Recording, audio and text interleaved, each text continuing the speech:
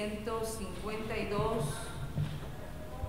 2018 y 1946, 2018, formados por apelaciones directas de auto de inconstitucionalidad de ley en caso concreto en el incidente promovido por José Omar Estuardo Aparicio Sánchez contra el artículo 203 del Código Penal. El secretario general dará lectura a la parte conducente de las consideraciones, a la parte resolutiva del fallo apelado y efectuará las advertencias reglamentarias de la presente audiencia. En el uso de la palabra, señor secretario. Gracias, señora presidenta. El Juzgado de Primera Instancia Penal, Narcoactividad y Delitos contra el Ambiente de Quetzaltenango constituyó un tribunal constitucional en el auto de primer grado fechado 26 de marzo de 2018, consideró: los efectos de la declaratoria de inconstitucionalidad de una disposición legal o reglamentaria, en caso concreto, tiene como último y definitivo propósito el que se declare la inaplicabilidad de la norma impugnada de inconstitucionalidad exclusivamente en lo que respecta al caso concreto que origina perjuicio al accionante, pero no implica que, con motivo del planteamiento de una inconstitucionalidad, se deba revisar para su eventual anulación, revocación, confirmación o modificación del acto de autoridad fundado en las normas atacadas de inconstitucionales. En el presente asunto, el cuestionamiento de derecho se refiere a establecer si el artículo 203 del Código Penal es transgresivo de los artículos 264 de la Constitución Política de la República y 108 de la Ley de Amparo, Exhibición Personal y de Constitucionalidad, y con ello establecer la existencia de confrontación con la norma constitucional. Es de tomar en cuenta que los artículos constitucionales hacen hincapié de forma exclusiva a personas que ejerzan cargos de autoridad alguna o bien lo hagan en cumplimiento de una orden emanada por autoridad determinada. Tal es el caso de los agentes ejecutores. Mientras que la norma impugnada no relaciona a esta clase de personas, sino de forma más general al indicar que, abre comillas, la persona que encerrare o detuviere a otro privándolo de su libertad, cierra la cita, encuadrando su conducta en este tipo penal, por lo que siendo una actividad que goza de autonomía por los sujetos activos, no se advierte la discrepancia alegada, ya que la señalada como vulnerada se encuentra dirigida a personas que ejercen autoridad o cumplen orden de autoridad, de manera que, relacionadas ambas disposiciones, la constitucional y la ordinaria, y expresado su contenido, no se aprecia que exista la inconstitucionalidad señalada, razón por la cual el presente incidente debe declararse improcedente. Conforme a lo establecido en el artículo 148 de la Ley de la Materia, cuando la inconstitucionalidad se declare sin lugar, se impondrá multa a los abogados auxiliantes dentro de los límites establecidos. En cuanto a la condena en costas, no se hace especial condena en costas. Con esos argumentos, el Tribunal Acuo, al resolver, declaró sin lugar el incidente de inconstitucionalidad de ley en caso concreto del artículo 203 del Código Penal por violación de los artículos 264 de la Constitución Política de la República de Guatemala y 108 de la Ley de Amparo, Exhibición Personal y de Constitucionalidad, planteado por José Omar Estuardo Aparicio Sánchez en su calidad de querellante adhesivo. No se condena en costas procesales a la parte vencida. Se le impone a los abogados José Omar Estuardo Aparicio Sánchez y Juan José Cifuentes Robles la multa de 300 quetzales a cada uno, que deberán hacer efectiva en la tesorería de la Corte de Constitucionalidad dentro del tercer día en que se encuentre firme el presente fallo. De conformidad con lo que establece el artículo 67 del Acuerdo 1-2013 de la Corte de Constitucionalidad, quien haga uso de la palabra en esta audiencia deberá dirigirse directamente al tribunal, expresar sus alegaciones en forma oral conforme al objeto de la vista pública previsto en el artículo 61 del acuerdo mencionado y no dar lectura a ningún documento, salvo que para ello cuente con autorización previa de la señora presidenta. Deberá concretarse al asunto planteado, ser breve, conciso y preciso en su exposición. Para la exposición de alegaciones, cada una de las partes intervinientes cuenta con un tiempo máximo de 15 minutos. Es todo, señora presidenta. Gracias, señor secretario general.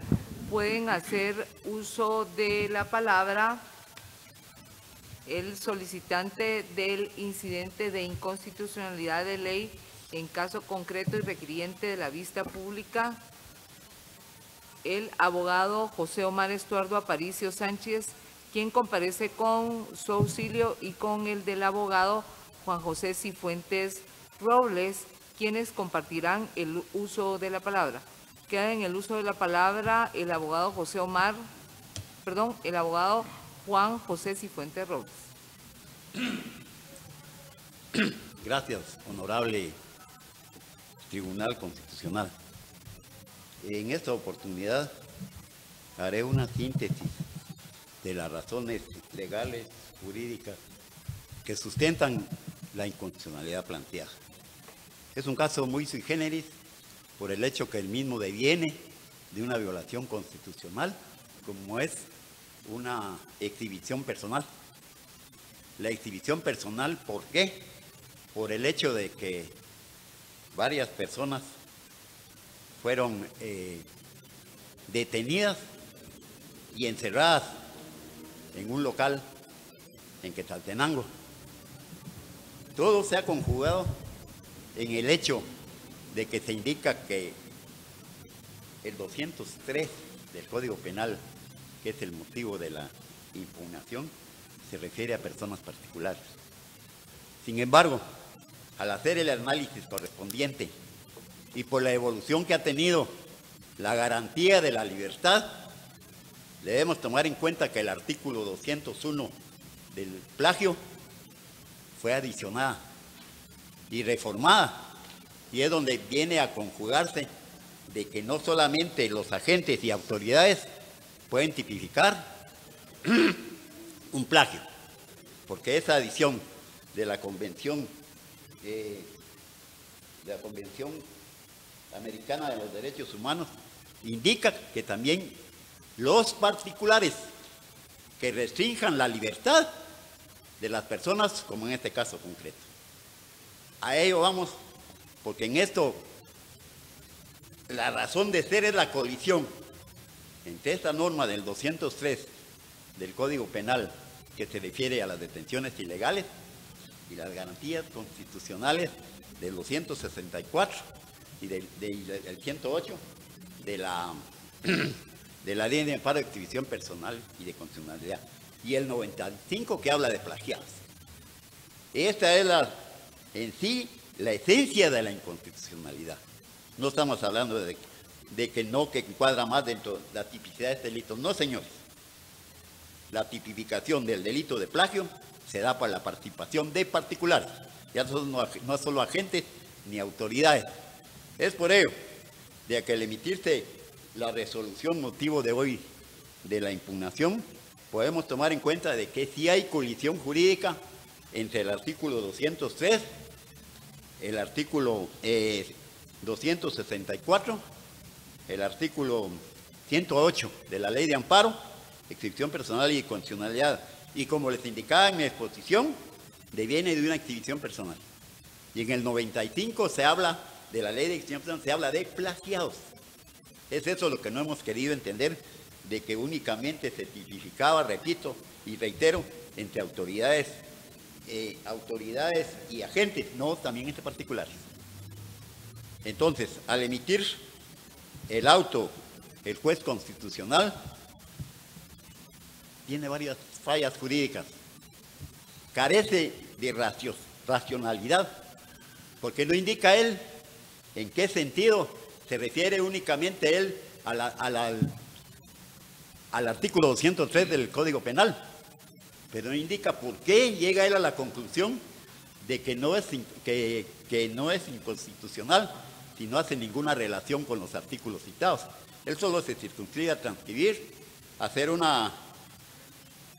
análisis superficial, pero no llega a la esencia, no llega incluso a respetar la jerarquía constitucional, no llega a sustentar la situación de la imperatividad que tienen los tratados y convenios internacionales en materia de derechos humanos y en este caso en lo que concierne a la libertad.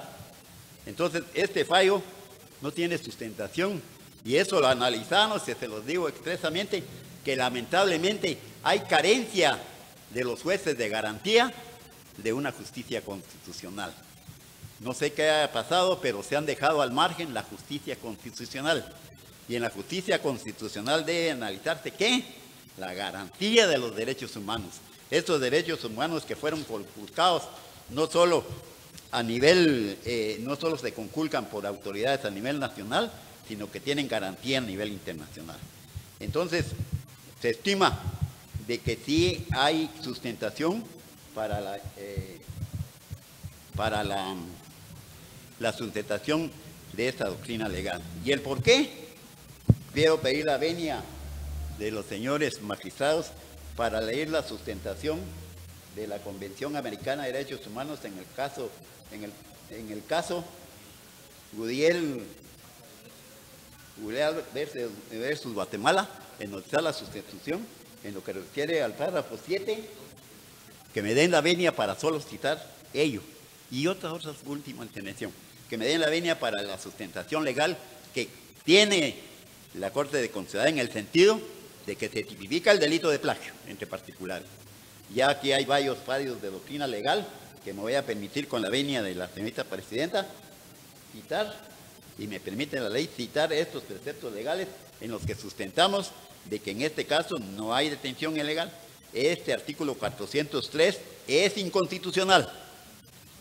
Perdón, 203 es inconstitucional y pido la venia para sustentación legal del convenio de la Convención Americana para ver lo que motivó la reforma y la adición del artículo 201 que se refiere al plagio. Al lugar. Con la venia de la señorita presidenta, ¿se me permite? Al lugar durante el tiempo que tiene estipulado sí. Para su intervención. ¿Cómo vamos?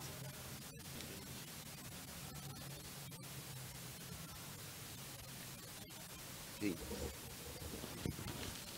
Sí, en el paro 277, en lo que se refiere al artículo 71 de la Convención, esta Corte ha sostenido que el Estado debe prevenir que la libertad de los individuos se vea menoscabada por la actuación de agentes estatales, terceros, particulares. Aquí encuadra jurídicamente estos particulares que violentaron los derechos del accionante de hoy de la inconstitucionalidad y los otros sujetos procesales. Y a la vez, esta doctrina legal ha sido sostenida por esta Corte, por lo que pedí también venia para hacer enumeración de la doctrina legal que se refiere a esta situación. Al lugar. Los expedientes 3660-2016.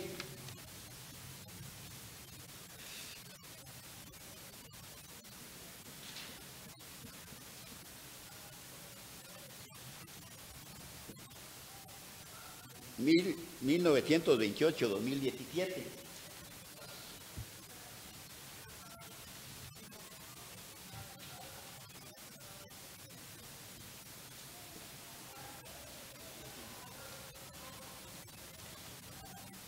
Y el 6375-2016 y 3660-2016 establecen la doctrina legal que esta honorable Corte ha sustentado como de uso obligado de todas las autoridades, de que cuando se interviene entre particulares y combaten la evolución de la libertad, se tipifica el delito de plagio y no de detenciones ilegales.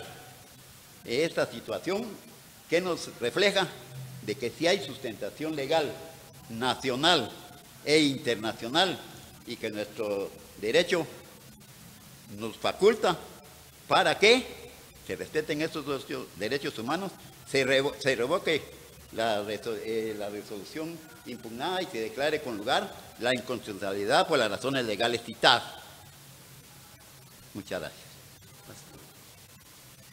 Honorables señores magistrados, buenos días, señora presidenta y a todos los presentes. En el siguiente caso, la inconstitucionalidad, como bien se dijo, se planteó en contra del auto de fecha 26 de marzo del año 2018. Aquí hay situaciones sumamente delicadas y esto se da debido a que existe un bloque de constitucionalidad establecido por esta honorable Corte en cuanto a la reforma que también sufrió por sentencias que la Corte Interamericana profiriera en contra del Estado de Guatemala en el año 2005. Así, el decreto 17-2009 reforma el artículo 201 y por ende tiene como finalidad establecer lo siguiente, para lo cual quiero pedir la venia a la señora presidenta para dar lectura a partes conducentes brevemente a esto. Y dice así la doctrina legal de la Corte de Constitucionalidad, que la reforma del decreto 17-2009 se efectuó adicionando lo siguiente: igualmente incurrirá en la comisión de este delito quien amenazare de manera inminente o privare de su libertad a otra persona en contra de su voluntad, independientemente del tiempo que dure dicha privación. Todo esto se hace en base a que no solamente ese mismo bloque de constitucionalidad se encuentra consagrado también en un bloque de convencionalidad dentro del artículo 44 de nuestra Carta Magna, al momento de que en materia de derechos humanos los tratados tienen preeminencia sobre el derecho interno. Actualmente nos encontramos ante que la jerarquía constitucional en base a la doctrina y a la pirámide kelseniana, actualmente la Constitución, nuestra Constitución Política de la República tiene la jerarquía superior, pero los tratados y convenios en materia de derechos humanos, a través de ese control de convencionalidad y de la obligación de los jueces de aplicar ex oficio esa misma convención, se aplica claramente en ese artículo 44. Pero no solamente queda ahí, también el artículo 1 de la Constitución Política de la República de Guatemala, el artículo 6 también, establecen claramente el derecho humano a la libertad de las personas, el cual no puede ser conculcado bajo ningún motivo por una autoridad o por personas particulares que en un momento dado pretendan tomar el control del derecho a la libre locomoción o a la libertad individual, que también conlleva la seguridad personal de la persona afectada. Nuestra Constitución Política de la República ha sido clara en manifestar a través de los artículos citados, el artículo 44 y también el artículo 45, sobre lo referente a los infractores a derechos humanos. Situación que se da acá en esta inconstitucionalidad porque el juez, al momento de conocer, no motivó y violenta el derecho humano al debido proceso, a la tutela judicial efectiva, y por ende esto también conlleva a la violación al artículo 7, 7.1 y 7.1 a 7.6 de la Convención Americana de Derechos Humanos. No podría existir ese bloque de constitucionalidad y la armonía con la doctrina legal de la Corte Interamericana si no estuvieran en colisión con nuestra Constitución Política de la República. Sin embargo, a la fecha, las sentencias proferidas por la Honorable Corte Interamericana como de la Honorable Corte de Constitucionalidad, sentencias ya citadas anteriormente por mi abogado auxiliante, están en completa armonía con la Convención y con las sentencias de la Corte Interamericana. Para el efecto, voy a solicitar la venia de la señora presidenta para poder dar lectura a párrafos que son sumamente importantes. Al lugar, abogado, les recuerdo que le quedan únicamente 3 minutos para concluir. Aquí es clara que en el caso Fleury, otros versus Haití, en el párrafo 54 dice que remite automáticamente a las disposiciones legales y constitucionales en nivel interno. ¿Por qué? Porque por cualquier requisito establecido en estas que no sea cumplido, haría que la privación de la libertad sea ilegal y contraria a la Convención Americana que corresponde. Es también de suma importancia hacer ver que aquí se refiere a la jerarquía constitucional. no solamente se pueden aplicar las sentencias de la Corte Interamericana si no existe esa armonía, ese control difuso de convencionalidad que debió de haberse hecho valer acá, porque el artículo 203 del Código Penal atenta en contra del derecho a la libertad individual y es más, atenta en contra de una garantía constitucional que fue declarada con lugar el 17 de mayo del año 2017, conlleva a que se tipifica automáticamente el delito de plagio o secuestro. ¿Por qué? Porque el artículo 201, como ya lo dije anteriormente, fue reformado a través del decreto 17-2009 y que tiene como finalidad resguardar la libertad individual como la seguridad personal de los afectados y cuando esta misma sea afectada por personas particulares. Quiero también hacer ver que es de suma importancia mencionar una sentencia que fue proferida por la Honorable Corte Interamericana de Derechos Humanos y que fue también ejecutada y que ha sido tomada en cuenta por esta Honorable Corte, que es el caso Belli Franco y otros versus Guatemala. Acá en el párrafo 180 dice lo siguiente: en este sentido la Corte recuerda que la impunidad fomenta la repetición de las violaciones de derechos humanos. De otra parte, este tribunal ha advertido que esta obligación se mantiene cualquiera que sea el agente al cual pueda eventualmente atribuírsele la violación, aún los particulares, pues si sus hechos no son investigados con seriedad, resultarían en cierto modo auxiliados por el poder público, lo que comprometería la responsabilidad internacional del Estado. Aquí a saciedad se ha hecho ver dentro de esta inconstitucionalidad la colisión del artículo 203 con el artículo 264 de la Constitución Política de la República, contenido dentro de una garantía constitucional del habeas corpus, y el 108 de la Ley de Amparo y Exhibición Personal. A la vez, quiero solicitar que, antes de concluir, solicito que dentro de esta apelación, en su momento procesal oportuno, la misma sea declarada con lugar y, por ende, la inconstitucionalidad en caso concreto del artículo 203 del Código Penal.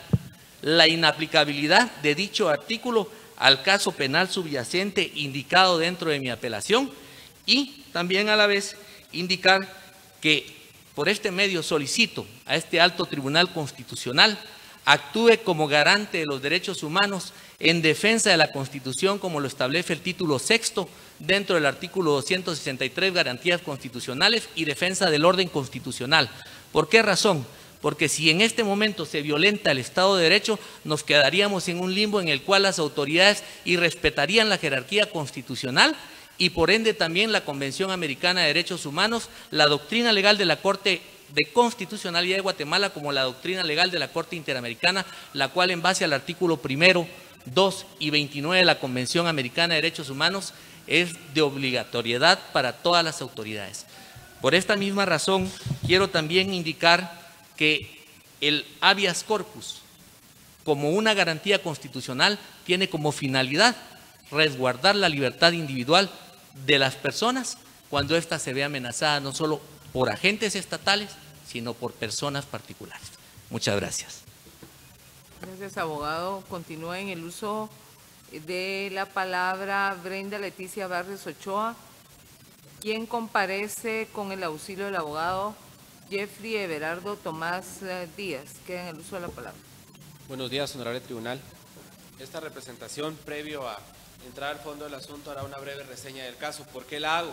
Porque estamos ante una inconstitucionalidad en caso concreto y por eso es importante hacer ver el caso en concreto como tal. El 12 de mayo del año 2017, aproximadamente a las 10 de la mañana, comparecen a una empresa privada, aproximadamente 15 personas. Dentro de esas personas habían aproximadamente 7 abogados, 3 auditores, cerrajeros y una persona que decía ostentar un cargo de representante de una mortual de una persona y que comparecía a una sociedad anónima a tomar posesión. No llevaba una orden judicial para tomar posesión, eran 15 personas, iban agentes de PNC que no llevaban autorización judicial, iban seguridad privada también, personas armadas. Ingresan al lugar, mi representada es empleada del lugar, es una encargada de compras, ella está en su lugar de trabajo cuando ingresan las personas tempestivamente con violencia y se posicionan en la sala de juntas y dice que ellos van a tomar posesión. Dentro de ellos estaba el abogado Aparicio, que es el último que participó el día de hoy. Él llega y dice, venimos a tomar posesión de este lugar y lo único que llevaban era una representación de la mortual. y estaban en una sociedad anónima, sin ni siquiera comprobar que la persona cuya representación ostentaba a la otra persona tenía o no tenía acciones. En todo caso hubiese tenido acciones, habían más accionistas. Lo cierto es que llegan, se posicionan y se niegan a salir del lugar. Mi representada llama a los abogados que asesoran a la empresa y en ese momento llega el licenciado Manuel Molina, también Manuel Enrique Molina, llega acompañado de otro grupo de abogados a intentar mediar y les preguntan por qué están acá, dónde está la orden judicial para que ustedes tomen posesión de este lugar. En ningún momento la mostraron, sin embargo insisten con quedarse encerrados en la sala de juntas. La sala de juntas es como esto, ustedes de allá está la entrada de sala de juntas y atrás hay un patio en donde hay una salida de emergencia. Sucede entonces que mi representada se encuentra, ella, otra abogada, 2 mujeres ante más o menos 20 hombres, la mayoría profesionales, auditores, abogados, cerrajeros. Sucede entonces que mi representada está ahí y es la única que se queda porque sacan a todo el personal, ella es la que se queda en dicho lugar, no le da tiempo de salir, cuando sorpresivamente el lugar queda cerrado. Le ponen llave. ¿Quién fue? No sabemos. Llevaban cerrajeros y no pueden salir. Mi representada aproximadamente a las 12 llama a ella para pedir una exhibición personal. Sin embargo, el juez llega hasta las 2 de la tarde y cuando llega están todos encerrados. Preguntan quién es Brenda, que era ella, era la única que estaba como empleada, y le dicen que ella tenía las llaves y había echado llave. Le hacen un registro corporal y no le encuentran llaves. Rompen las puertas y sacan a todos porque todos estaban encerrados. Todas las personas estaban encerrados. Sin embargo, acá en el caso en concreto, ante el juez constitucional sucedió algo. La mayoría manda. Ellos eran 8 y del otro lado eran 6. Los 8 señalaron a mi representada y dijeron, ella fue porque es la única persona que tiene llaves, porque es la única persona de acá. ¿Cuánto tiempo estuvieron encerrados? Todos, aproximadamente 2 horas. Ahora bien, hablan de un plagio. Ellos ingresaron intempestivamente ante un lugar con violencia a tomar posesión sin tener una orden judicial. Hasta ahí el proceso. Detienen a mi representada y no la detienen solo a ella, detienen a 4 abogados más. Eran 6 detenidos aproximadamente. Cuando llegan, prácticamente la misma historia. Los 8 abogados y auditores del otro lado señalan a mi representada en una declaración ante el Ministerio Público y es ligada a proceso. Mi representada no por detenciones ilegales, sino es ligada a proceso por encubrimiento. Injustamente también ellos vienen y dicen que el señor Manuel Enrique Molina Barrera, que era el abogado que los enfrentó a todos y les dijo, miren, traen una orden judicial, como él no los dejó tomar posesión, ellos van en contra de él y también lo señalan. Son ligados a proceso los dos y empieza el proceso hace un año atrás. ¿Qué ha sucedido con este proceso? No se ha podido continuar. No se ha dado el espacio a la justicia ordinaria porque la otra parte, la parte interponente, todo el tiempo quiere resolver esto con justicia constitucional. ¿Qué sucedió en el caso? Se empezó a investigar, el Ministerio Público plantea una acusación. Cabe recordar que en la primera declaración el mismo Ministerio Público mantiene la calificación jurídica y solicita una detención ilegal. La jueza sí lo tipifica, liga a proceso solo a 2 personas, a las 2 personas que ven ustedes acá. Ligan a estas 2 personas, empieza el procedimiento. Cuando estamos en la mitad del procedimiento, ya a discutir la intermedia, solicitan una reforma del auto de procesamiento e insisten con que esto es un plagio y no una detención ilegal. Esa reforma del auto de procesamiento ni siquiera se entró a conocer, era tardía, se entró a conocer, sin embargo la juez la rechazó, era demasiado tardía, no tenía lógica, los argumentos no tenía nada. En contra de esa resolución, que resolvía lo relativo a la reforma del auto de procesamiento, plantean un amparo. Ese amparo es suspendido en definitiva, exigiendo la misma el cambio de calificación jurídica, de detenciones ilegales a plagio. Y esa suspensión definitiva del amparo ya fue apelada, ya vino aquí a la Corte de Constitucionalidad y es el expediente identificado con el 381-2018, página, en este caso, es 381-2018. Ya fue discutido acá también, ya hubo una apelación, ya se los denegaron. Ahora bien, estábamos previo a discutir la intermedia nuevamente, ahora fue una inconstitucionalidad en caso concreto y ahora me voy a referir a ese aspecto. Vamos a atender primero a lo siguiente, el juez tiene razón. No hay ningún cambio, no hay ninguna violación en este caso a la Constitución Política de la República. No se contradice, no riñe contra la Constitución el artículo 203 del Código Penal. ¿Por qué? Atendamos a lo siguiente y hagamos el análisis de la siguiente manera. El principio de legalidad. Es una aberración que se pretenda decir el día de hoy que automáticamente, porque la Corte Interamericana se ha pronunciado, ha habido una reforma de un delito. Esa no es la forma. Sabemos cuál es la forma de reformar delitos en un Estado de Derecho democrático y ante un proceso acusatorio que es el que tenemos en Guatemala. Es una aberración que se pretenda decir es que la Corte ha integrado también a particulares. La ley, ¿cómo debe interpretarse? En base a su texto, contexto y en un principio de legalidad debe ser una norma penal cerrada. Y ahora voy a hablar de la norma penal. Recordemos algo, en 1985 la historia en Guatemala era otro, el momento histórico era otro. En ese momento se pretendía buscar otras circunstancias. Para ese entonces estaba vigente el decreto 17-73, que no tipificó, nunca tipificó el delito de detenciones ilegales. La norma era demasiado grave, demasiado abierta. Ya después se crea nuestro Código Penal, que en este caso, cuando lo crean, lo que hacen es lo siguiente. En el 1773 lo que hacen es que vienen y no regulan la detención ilegal. En nuestro nuevo código en nuestro nuevo código lo que hacen es, ya ponen las detenciones ilegales como un delito en algunos presupuestos. Vámonos a lo que dice la Constitución Política de la República. Dice claramente, las autoridades, ¿sí?, y sus ejecutores. Ni mi representado, ni el señor Manuel Enrique Molina Barrera eran ni autoridades ni ejecutores. ¿Cómo debemos de entender la norma entonces? Claramente como la tipifica el artículo 203. Es que no podemos venir y subsumir hechos que no existen. Y ahora hablemos un poquito de justicia internacional, bloque constitucionalidad. Veamos esto. El artículo 9 es claro, el principio de legalidad y retroactividad de la ley.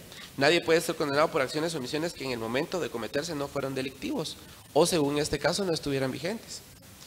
Ya que estamos hablando también de justicia internacional, hablemos de dos casos. El caso Canes versus Paraguay y el caso Liaquat Ali Bush versus Surinam. Y acá veamos lo siguiente. Se pronuncia en este caso la Corte Interamericana. Solicito la autorización para leer brevemente un párrafo de dichas sentencias. Al lugar. Dicha sentencia, cuando en determinado momento se resuelve, refiere lo siguiente, que la interpretación del artículo 9 de la Convención Americana de Derechos Humanos debe de ser interpretada extensivamente a favor del reo. ¿Qué está diciendo ahí? No es a favor de una manera antojadiza querer argumentar, querer subsumir hechos que no subsumen prácticamente, porque la Corte Interamericana reformó. No, la Corte Interamericana por otro lado también refiere que ese artículo 9 debe ser interpretado extensivamente a favor del reo. La retroactividad de la norma y todos los principios. Ahora vayámonos a algo, la justicia ordinaria. Señores magistrados, ¿se le ha dado en este momento el tiempo a la justicia ordinaria para que pueda conocer el presente caso? No. Todo es amparos, todo es inconstitucionalidades en caso concreto. ¿Y qué nos lleva a esto? De que definitivamente no han dejado que el caso llegue a tener definitividad como tal. Dejemos que la justicia constitucional, que los jueces del organismo judicial, en base al 203, impartan justicia. Si ahí hay una violación es cuando tenemos que traer, pero una calificación jurídica que hasta el momento ha sido provisional. ¿Y por qué ha sido provisional? Porque los jueces de primera instancia penal así lo han considerado y así han tipificado ellos. Así es la norma, así es el procedimiento ordinario en Guatemala. El Ministerio Público imputa, indica qué tipo penal, el juez acoge la solicitud, interpreta la norma, liga a proceso a una persona y dice es por tal delito. ¿Qué plagio puede haber acá? La norma constitucional es evidente, es clara en indicar otra situación. De igual manera lo hace la ley de amparo. Es importante analizar en este caso también que recordemos que la Constitución Política de la República no puede en algún caso tipificar delitos.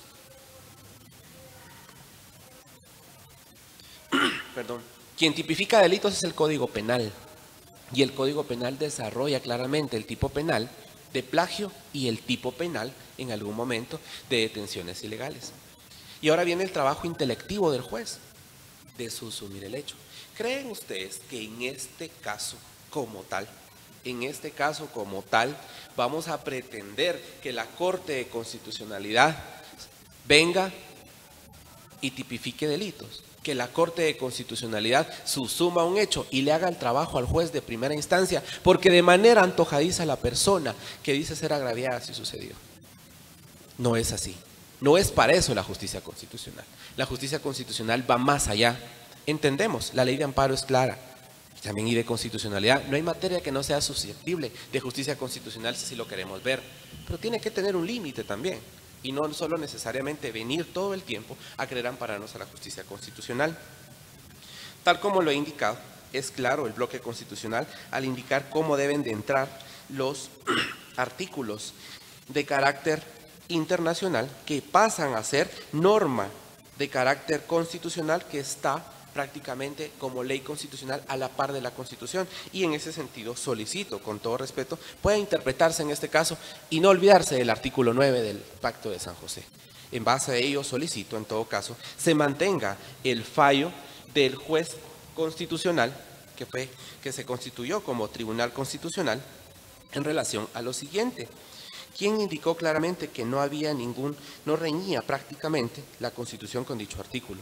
Solicito entonces en concreto que al momento de resolver el presente caso se sirva a esta honorable Corte de Constitucionalidad declarar sin lugar el recurso de apelación planteado por la otra parte. Consecuentemente, la sentencia quede incólume tal como fue dictada. En este caso no debemos de olvidar finalmente que el caso debe de ser discutido y analizado en una justicia ordinaria todavía para poder pretender tipificaciones que están contrarias a derecho. Es cuanto.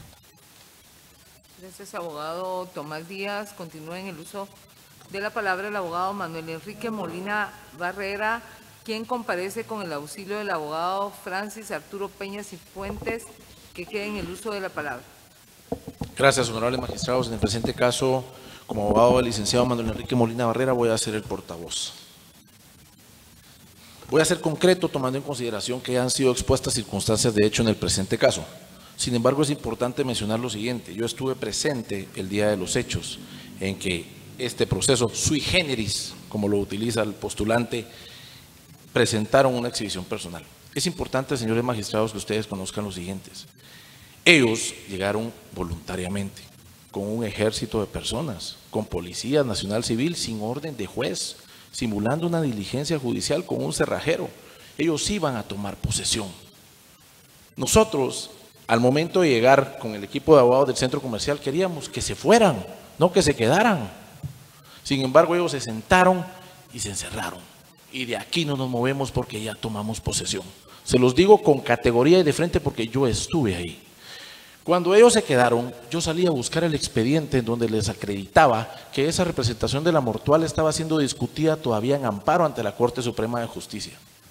Al regresar, ya no pude ingresar. Sin embargo, señores magistrados, yo también planteé una exhibición personal, lo mismo que hizo Brenda Leticia Barrios. ¿Por qué? Porque queríamos que ellos se fueran, nosotros no queríamos que se quedaran. Sin embargo, sorpresivamente, y eso me da mucha tristeza al presente caso, porque cuando llega el juez de paz, le pregunta a este sujeto, ¿a quiénes me llevo? Él señala a a ella. El señor es una persona de 70 años aproximadamente. ¿Cómo va a ser él una persona que pueda retener ilegalmente a más de 10 hombres jóvenes?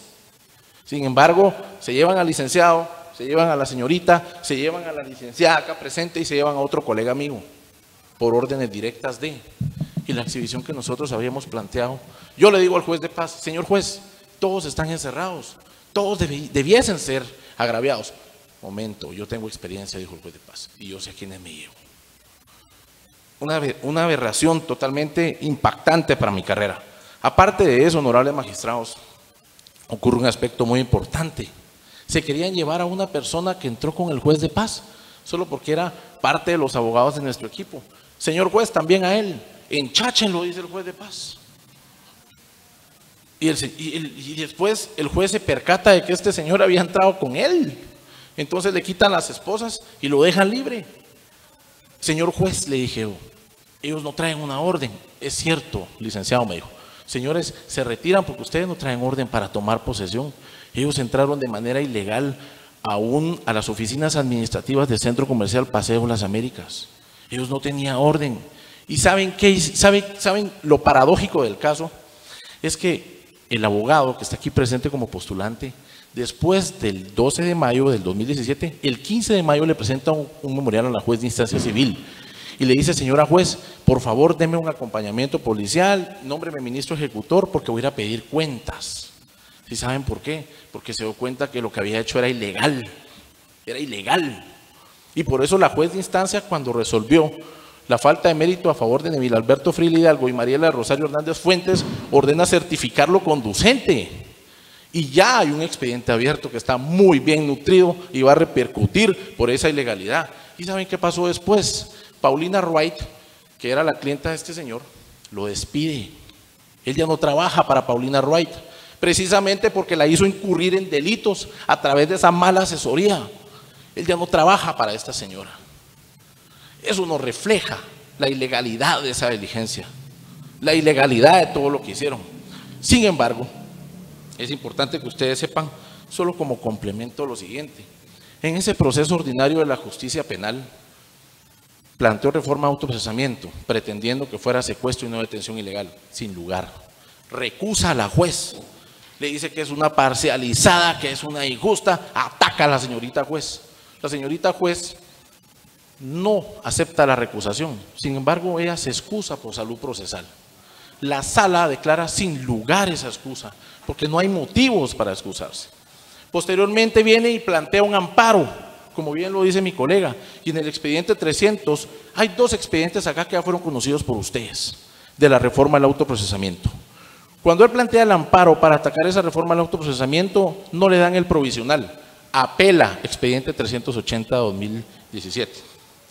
Apela a esa reforma del amparo provisional y ustedes no le dan, declaran sin lugar la apelación del amparo provisional. Posteriormente se suspende el trámite del amparo en definitiva, vuelve a apelar y ustedes del mismo sentido indican que no tienen por qué modificar la decisión del ACUO.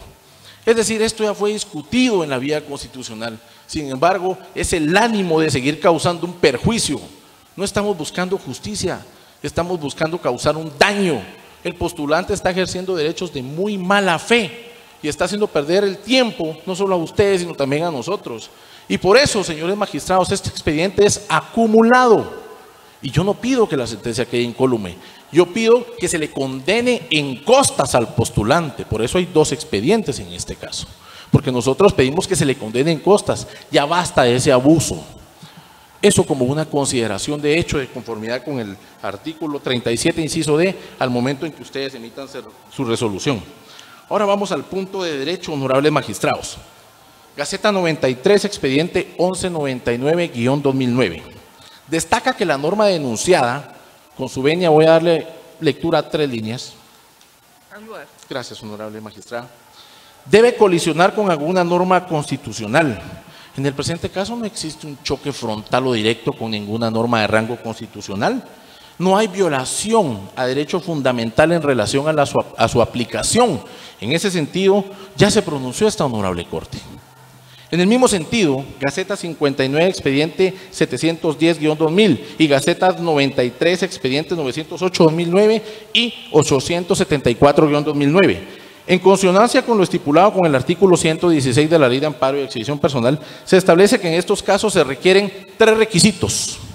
El tercero de ellos es precisamente que el razonamiento suficiente de la relación entre la ley o norma atacada y el eventual fallo evidencie una transgresión a una disposición constitucional. Vean ustedes, honorables magistrados, el postulante alega en su inconstitucionalidad violación al artículo 264 y 108 de la Ley de Amparo. 264 de la Constitución y 108 de la Ley de Amparo. No hay violación a derecho fundamental. Está invocando unas normas que no tienen absolutamente nada que ver con derechos fundamentales y o derechos humanos. Eso es producto del ejercicio de derechos de mala fe. Cuando usted ejercita los derechos de mala fe, este es el resultado, una acción notoriamente improcedente. Sin embargo, sí suplico que la decisión sea modificada en cuanto a condenar en costas al postulante. Y llamo a la reflexión tomando en cuenta que esta Corte ya tiene conocimiento de este caso en los expedientes 380 y 381 del año 2017, en donde no le asiste la razón. En ese sentido, honorables magistrados, también quiero acotar un punto para finalizar. Y es lo siguiente, la primera persona que hizo uso de la palabra hace relación al punto 6, conclusión, párrafo 267, página 94 del caso Gudiel Álvarez y otros. Este caso se refiere a un diario militar versus Guatemala. Estamos hablando de un caso de desapariciones forzadas producidas por militares. No tiene ni nada que ver con el presente asunto. Eso ustedes lo pueden verificar en el caso Gudiel Álvarez. En ese sentido, honorables magistrados, les suplico que al momento de resolver declaren sin lugar la apelación y únicamente modifiquen la condena en costas, porque ya basta de ejercer derechos de mala fe, ya basta de atacar a jueces cuando no son complacientes con requerimientos absurdos. Es cuanto tengo que manifestar. Gracias, señores magistrados. Gracias. Continúa en el uso de la palabra el Ministerio Público, la Fiscalía de Asuntos Constitucionales, amparos y exhibición personal por medio de la agente fiscal abogada Sara Edith Zamora Ordóñez, quien actúa con su auxilio y que queda en el uso de la palabra. Gracias, señora presidenta, honorable Corte de Constitucionalidad y demás partes procesales presentes en esta sala de vistas, tengan todos buenos días. Conforme a la Constitución Política de la República de Guatemala, es función del Ministerio Público velar por el estricto cumplimiento de la ley, especialmente la Constitución Política de la República de Guatemala. También debe adecuar sus actuaciones a los principios de objetividad, legalidad e imparcialidad.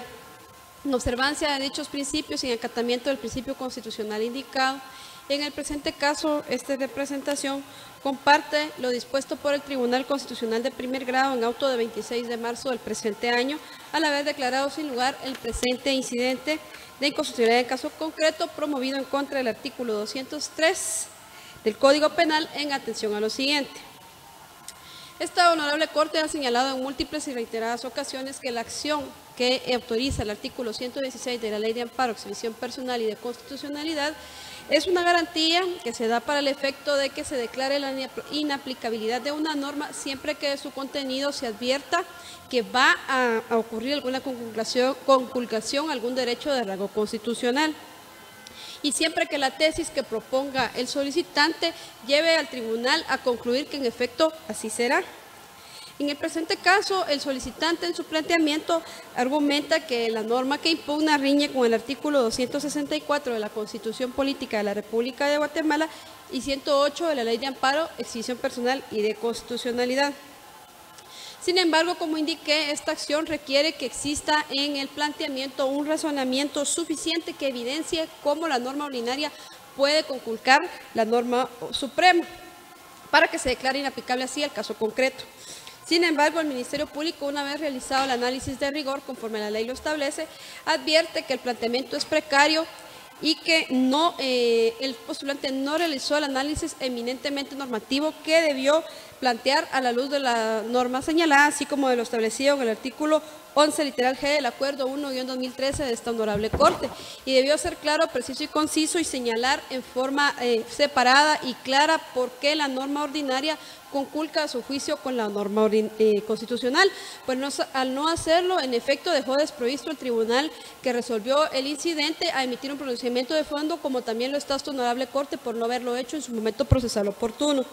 De esa cuenta establece el Ministerio Público que no es viable en este caso emitir pronunciamiento de fondo ante la deficiencia de forma a la que se ha hecho referencia y que esta falencia imposibilita que se resuelva conforme a los intereses del postulante. En ese orden de ideas, también el Ministerio Público quiere dejar claro que el postulante debió limitarse en esta vista pública a expresar los agravios que le causaba el fallo recurrido, porque así lo establece el acuerdo que mencioné, 1-2013 de esta Corte, en su artículo 61. En tal sentido, también el Ministerio Público desea dejar claro que todo lo que se ha escuchado acá son cuestiones e incidencias que deben ventilarse dentro del proceso penal, porque en sede constitucional no pueden ventilarse incidencias que conforme la ley corresponden a sede ordinaria y porque tienen establecidos en la ley la forma y los momentos procesales oportunos en los que deben ventilarse. Y acá de los antecedentes ha quedado claro que lo que se pretende discutir son, como mencioné, cuestiones que deben ventilarse dentro de aquel proceso. En ese sentido, esta representación solicita a esta Honorable Corte que al resolver declare sin lugar el recurso de apelación promovido, que se confirme el auto de primer grado y que en consecuencia se declare sin lugar el incidente de inconstitucionalidad en caso concreto promovido, emitiéndose las restantes declaraciones que en derecho correspondan conforme lo establece la ley de la materia. Muchas gracias. Muchas gracias, abogada. Se clausura la audiencia de vista pública.